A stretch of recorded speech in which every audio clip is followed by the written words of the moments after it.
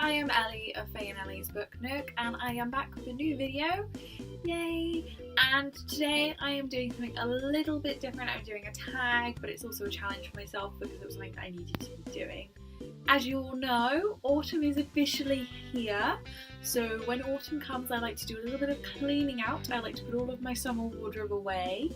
I like to sort of get rid of things that I don't need and sort of start thinking about what I might want sort of in the Christmas period coming up, so I can start fine-tuning my Amazon wish list. And one of the things that I have been sort of staring at for the last couple of weeks and thinking that needs a little bit of tidying up is my to be read bookshelf. It's up there and I can't show it to you, but I have a couple of books that I've just been looking at and being like, oh, I'm gonna have to read that soon. Oh dear. So today I'm going to do the try a chapter challenge tag, sorry. I'm going to do it similarly to how Little Book Owl did it. I'm going to get rid of the least favourite 3, and then I'm going to keep the top 2 that I like, and if I don't read them by the end of the year then I'm going to get rid of them, because I want to start the new year with a new fresh to be read sort of list of more books. I've had some of these sitting around for years and it's just time to read it or move on. These are the books that I selected to go with tag. These are the ones that are either the oldest on my shelf or the ones that I'm not looking forward to reading the most. I read an entire chapter of each one, so it doesn't conflict with my book credit rules, and I have ranked them in order, and I'm going to go from my least favourite all the way up to my absolute favourite. So in the number 5 position and the first to go is The Lux. The first chapter and the prologue were 21 pages long. This story is about sort of turn of the century New York elite parties and sort of Gossip Girl, but in the sort of turn of the century. And the first chapter follows the funeral of one of the characters who's revealed to be the main character in the next chapter, Elizabeth. And what I didn't like about the first chapter is that it was literally just rolling off a list of people who you will probably meet at other points in the book, sort of introducing the characters in a really sort of boring way. And nothing really interested me about the plot. It was that the character had died very suddenly. It was implied that she jumped off a bridge. Her body's currently in the Hudson River. And the only thing that was interesting that happened at the very end, her little sister bursts into the funeral looking like she's late or she didn't want to be there or she's upset. And she comes and sits on the pew. And then the next chapter, I sort of glanced over the first couple of words, was from Elizabeth's point of view. So I assumed that the book would be about how she died, but I wasn't particularly interested. Nothing really grabbed me about this book, so it's the first to go. The fourth and the next to go is Briar Rose.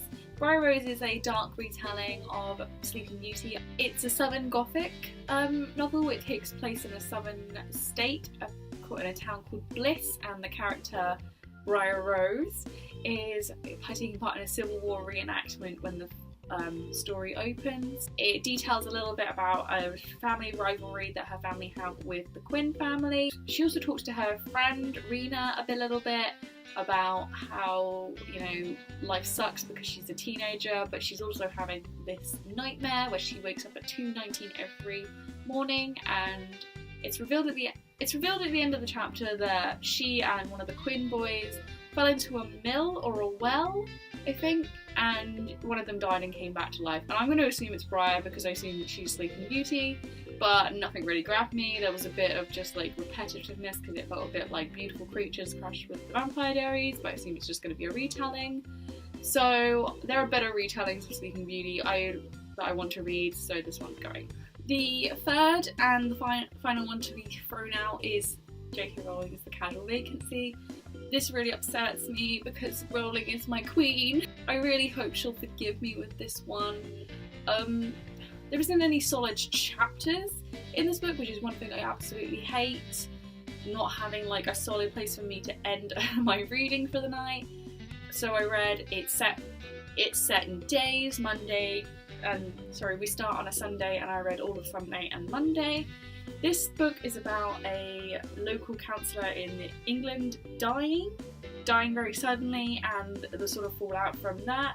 It seemed like it was going to be a really dry plot, it wasn't anything that I was particularly interested in. I would have been interested if I knew that it was like a murder mystery, but it didn't seem to be like that at all. And there's just been a television programme about this, so I might try and catch that and maybe I'll come back to it, but I'm afraid it's going. I've had this book since it came out and I never picked it up, so I think maybe it's time to move on with that one. I'm sorry, Queenie. Now, moving on to the ones who made it into the sort of next stage of this experiment. The first one I've got is The Girls by Emma Cline. I haven't got the dust jacket because it's got a sticker on it and it looks awful because I tried to peel it off and it just looks horrific. So I've spared you all and I'm just going to show you this dust jacketless cover.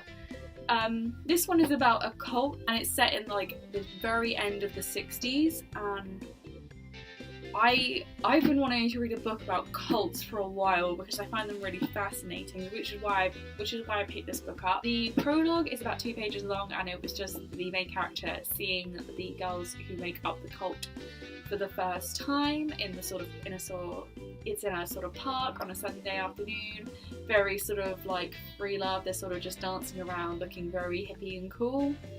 The next chapter set like much further into the future with the main character now being grown up, and she's looking after someone's house for the weekend when she thinks someone's broken in, and it turns out that it's just the person's older son, their teenage son, and he starts telling his girlfriend who's with him that she used to be in a cult, and it's revealed in this chapter that there was a lot of gruesome murders that were sort of committed by this cult, but she was not part of that. She had left by the time that this had happened, so she's kind of like forgotten by all of the media and the sort of stories about this cult, but she's obviously very haunted by it.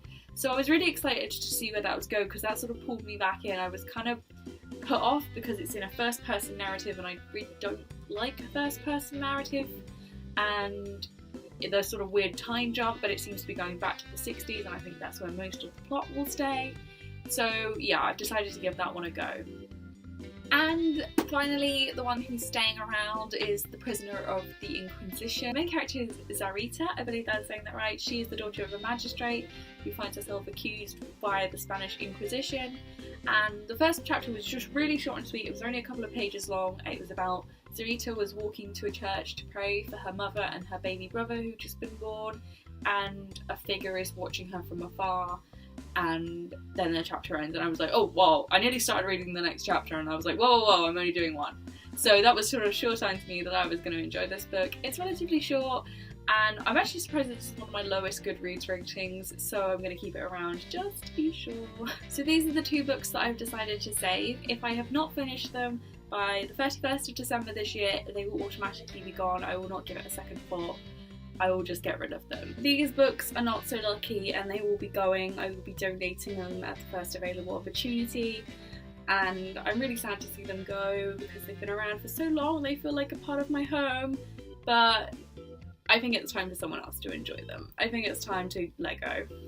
That is the Try a Chapter tag plus UNHAUL. I'm so proud of myself, I got rid of 3 whole books. I always hate to get rid of books because I've spent my time and I've spent my money on picking the book out and buying it, and to not read it feels like a waste, but I also feel like it's a waste for it to just sit around not being read when it could be with someone who'd want it. So it's time to move on. I am Ellie of Faye and Ellie's Book Nook. Bye!